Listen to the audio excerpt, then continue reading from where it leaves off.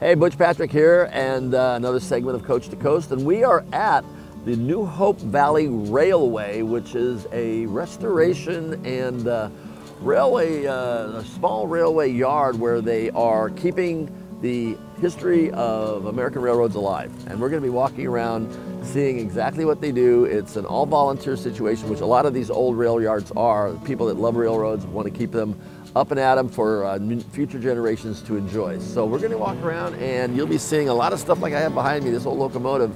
But once we tour around, you're going to see old depots, old steam engines, and everything in between. So join us for another segment of Coast to Coast.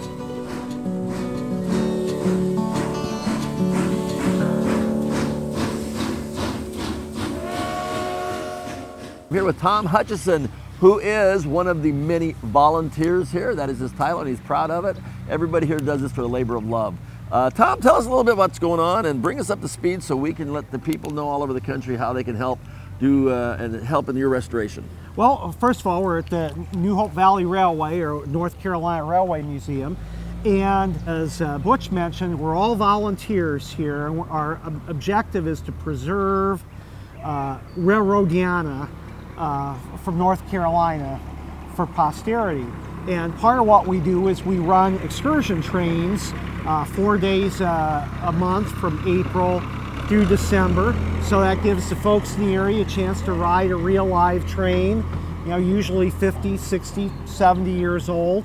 In the background over there, we'll probably pass by it later, we're in the process of restoring a steam locomotive that's down for overhaul.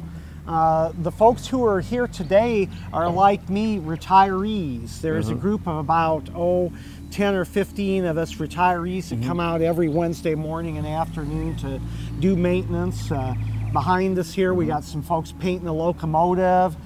We've got some folks that are over here replacing a stairway that goes into our gift shop. Let's stroll over to the 1941 steam engine. Okay. That was interesting. He was telling us about the that every few years it has to be brought down and inspected to make sure it's safe.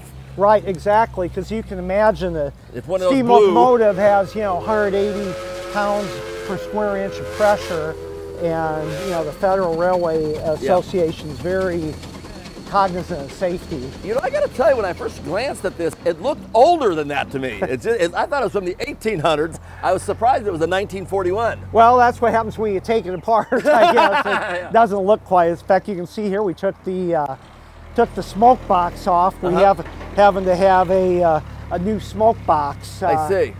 Placed on. You can see where the blue tarp is where the new one will go. And you must have to bring a crane in to lift this stuff off. Yeah. Oh yeah. Amazing, amazing. Let's stroll over to the depot.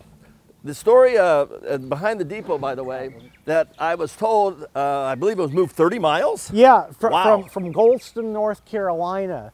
It was, you know, you've seen a house move before. Sure. Well, kind of the same thing. Our volunteers here built the piers to set on, and then it was lowered down. We had a professional come in and re-roof it.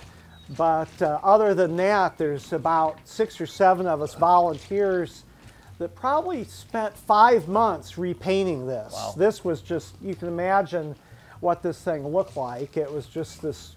And looking at this wood, because this is from 1881. Yeah. It's amazing how good a shape this thing actually was in, considering. Yeah, we had to do a little bit of repairs, but you're right, it was in pretty good shape. And so he was telling me that we have some, what might be considered today, graffiti, a lot of signatures and writing on the wall. Yeah, we can see that when we get inside here. All right. Come on in. There you go. Let there be light. So we're looking at a 140-year-old building that actually, as it was moved, I guess the last people that were actually, when it was active and being used, sort of put their signatures on it as a what would be considered to be, I don't know, graffiti back then. Kilroy was here. Kilroy was here. That's it. I love it. Anybody who's ever been on a train loves a train. It just goes along with Americana, and it's so nice that there are people like these gentlemen, like Tom and Victor and Robert and scores of other people that take the time and the effort to maintain America's, the memory of America's train travel, because it's not all like Amtrak. Amtrak is, you know, Not like, it's not. It is what it is, but it ain't like it used to be. Let's put it that way. That car right there that says Southern United States Mail Railway Post Office, that was literally a rolling post office. Yep, absolutely. And they would load the mail on and then sort it inside. And you see the door right there has a little hook, and they hang the bag out, swing it out, and they pick it up full speed. Yep, I remember that. Yep, absolutely. Did you know that if you would like and to help support the whole thing, you can actually drive a train and be an engineer? Yeah, we have a thing called Operate a Loco, where basically for $125, you can spend a couple hours with one of our trained engineers, and it's not on a ride day, it's just you and the engineer, and you get to ride in the locomotive and go out to the end of the 4 miles out to the end of the line and back. So it's pretty cool. A lot of people get it as a gift certificate, you know, for their dad or whatever. Definitely a bucket list thing for that person in your family that would love to be an engineer for a day. Come on, you know somebody. So contact these gentlemen and make that happen for someone. Now, one more thing, we're going to go over and check out the mail car, the post office, the rolling post office. And Robert's delivering the mail. The station master would go out and hang the mail on this. Here's the old days, pre-internet. When you actually had to get out and make it happen.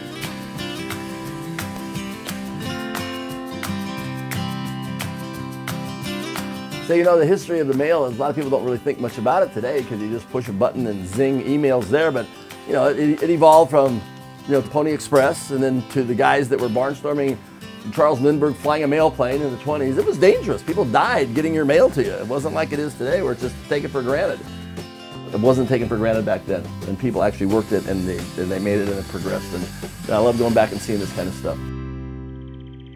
These locomotives we're walking up to now were actually donated to us by the military a couple of years ago. They were donated. We had to pay to have them moved here, which was quite an effort. A pretty, you know, 45-ton locomotive. Yeah. It originally had served on Air Force Base, and so we repainted it to look authentic, match the colors, and got permission for the, you can see the 4th fighter wing. Yeah. And it's a pretty cool locomotive, actually. Yeah, it is. Here we can climb in the cab here.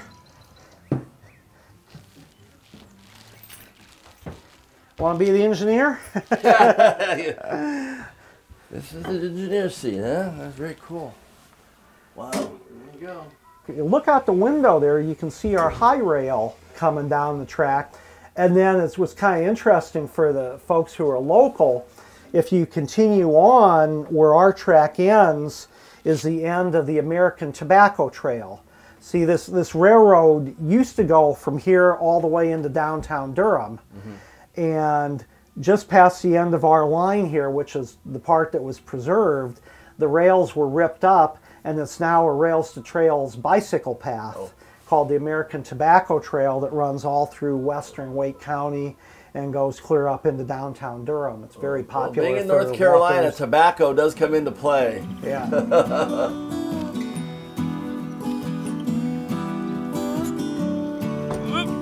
Never seen the Munsters? The TV show? I remember it when it was new, honey. Well, that was me as a kid. No way! Yeah. Cool! Thank you. Well, you know what I like about this kind of stuff too is the fact that everybody's here because they want to be here, and the enthusiasm, and the teamwork factor, and they're doing something important, and it's good. It's just a feel-good place. Anybody that would come out, I'm sure, would walk away with not only a great memory, but a nice family value, fun afternoon. And that's, you know, that's sorely missing in a lot of respects, that people are just not doing stuff like this. You know, they're stuck behind computer screens and looking at their iPhones.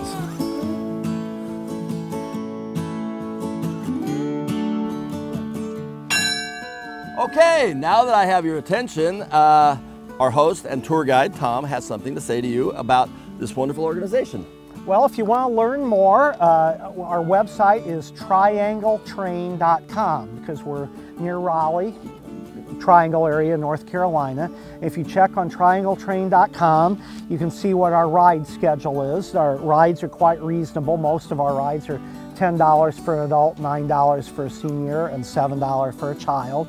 That's for a 1-hour ride back and forth, plus enjoy everything around here. And if you want to donate, there's a place on the website where you can donate or ask for more information. If you want to operate a loco, want to rent a party caboose, you know, find out more about us, volunteer. There's an application for membership you can download from the website. It's all on triangletrain.com. Thank you so much, Tom. Thank you. It's been a pleasure. Well, I hope you enjoyed this segment. We'll be bringing you more in the future, and if you get a chance, please share with your friends, subscribe, and ring the bell.